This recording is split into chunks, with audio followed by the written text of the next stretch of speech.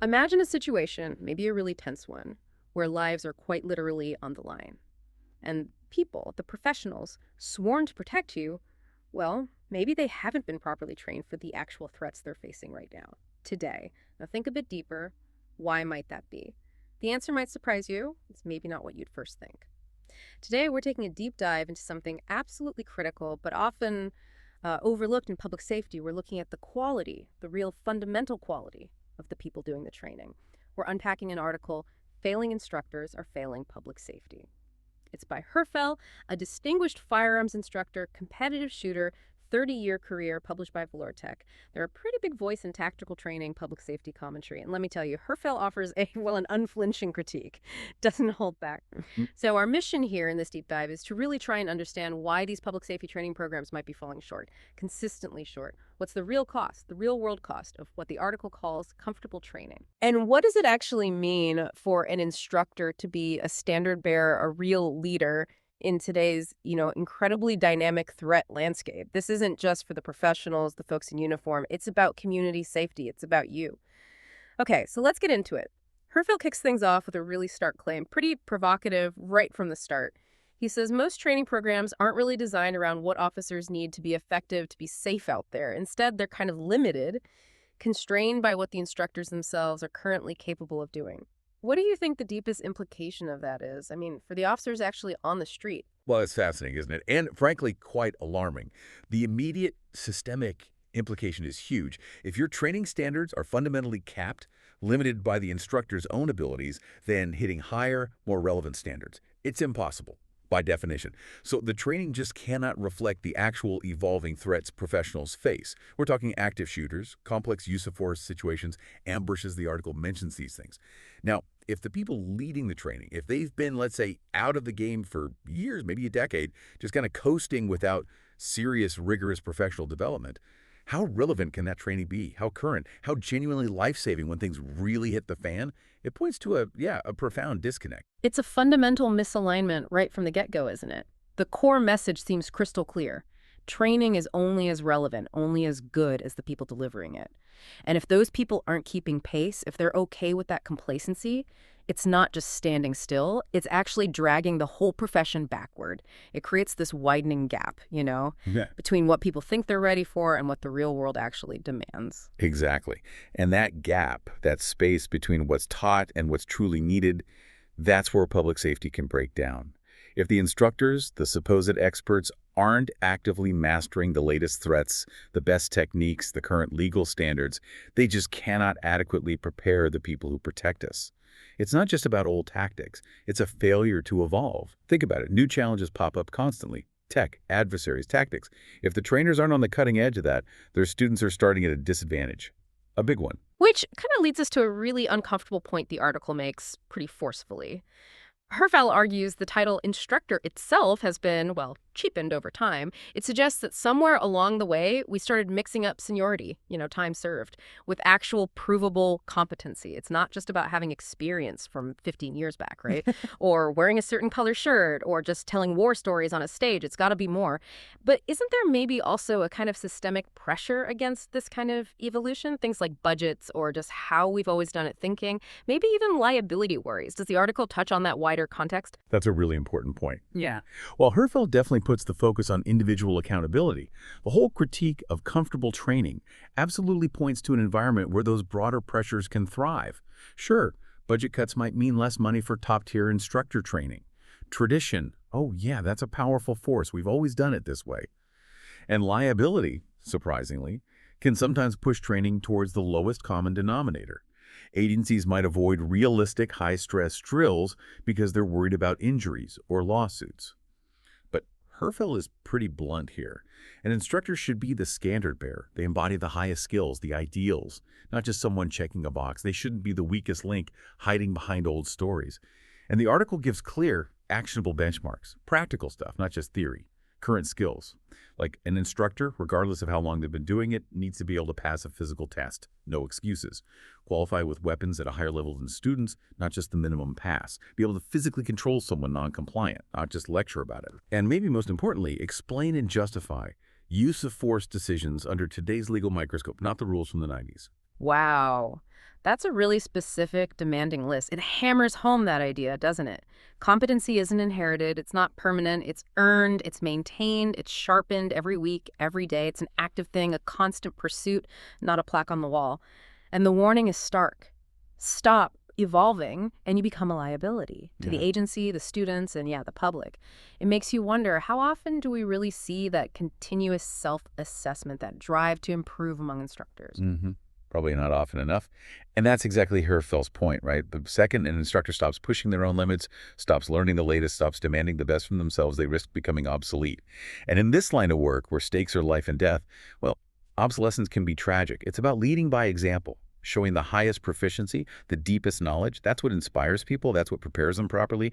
Being a master of the skills, not just a manager of the training schedule. Okay, so picture this. A new officer, maybe adrenaline's high, facing some, yeah, connecting that to the bigger picture. The cost of this comfortable training is huge. It's far-reaching, and like Herfel argues, often paid for in human lives. The article puts it plainly, when tragedy hits, and it will, because threats don't just disappear, the courtroom isn't going to care about an outdated syllabus or an instructor's old medals. The jury's going to ask a very direct, very human question. Why weren't these officers trained for the threats everyone knew were coming? Mm. That directly links training failure to public safety failure. And yeah, it points the finger squarely at leaders who let mediocrity masquerading as expertise continue. Absolutely does. And that brings up a huge issue, accountability. Yeah. Especially now, with so much focus on public safety, the standard of training is more critical than ever. Agency leaders, they have this profound duty to make sure their instructors aren't just present, but are truly capable, current, constantly challenging themselves. Because the consequences of comfortable, inadequate training, they're just too high. For everyone, it's more than just a skill gap. It feels like a moral and ethical lapse at the leadership level if it's allowed to persist. That's a really powerful way to put it. It forces us to think about where that ultimate responsibility lies, doesn't it? And the article, it doesn't mince words. It says flat out, when training fails, public safety fails, and the blood is on the hands of every leader who let mediocrity masquerade as expertise. Whoa! That's not just identifying a system flaw. It's calling it a profound failure of leadership, of commitment. Now, Herfel makes a super strong case for individual instructor accountability, right? But couldn't some of this comfortable training also be maybe a symptom? A symptom of bigger issues beyond just individual leaders, like, deep institutional habits or even just not enough public money forcing corners to be cut. You're hitting a key nuance there. Yes.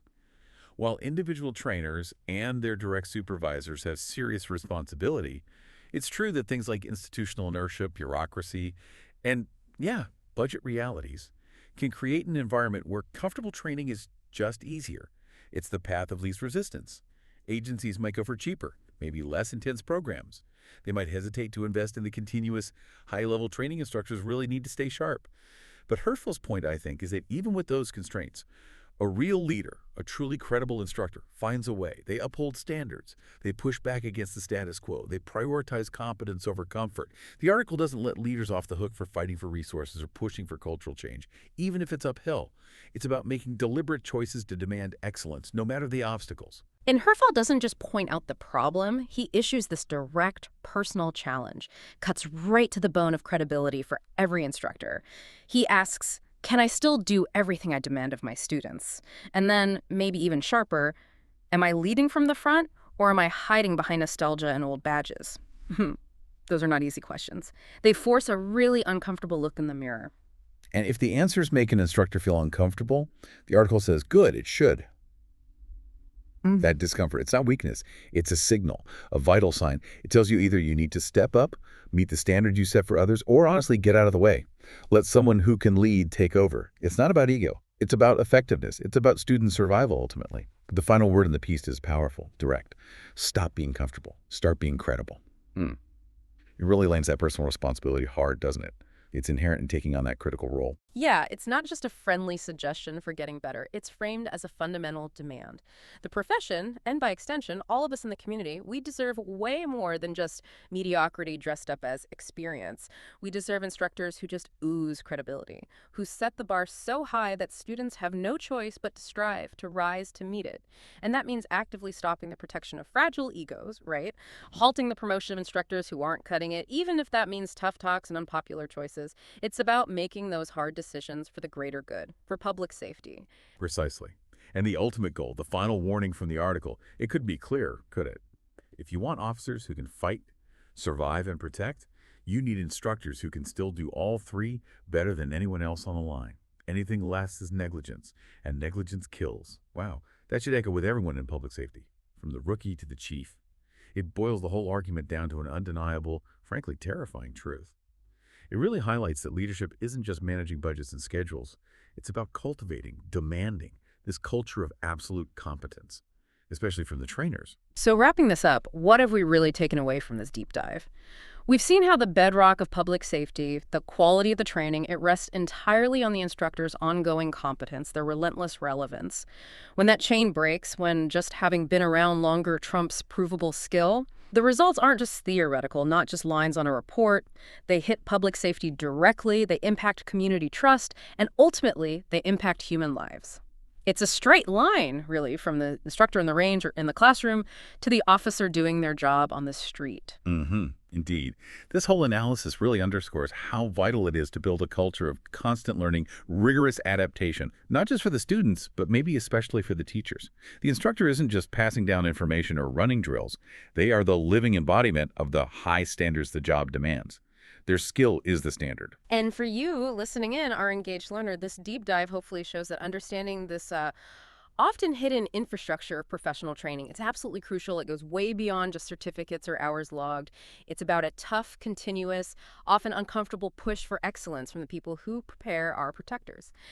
So thinking about this critical, often thankless role instructors play, what kinds of systems, maybe what incentives, could really encourage that continuous evolution, that honest self-assessment, beyond just relying on individual conscience or the occasional blunt article like this one?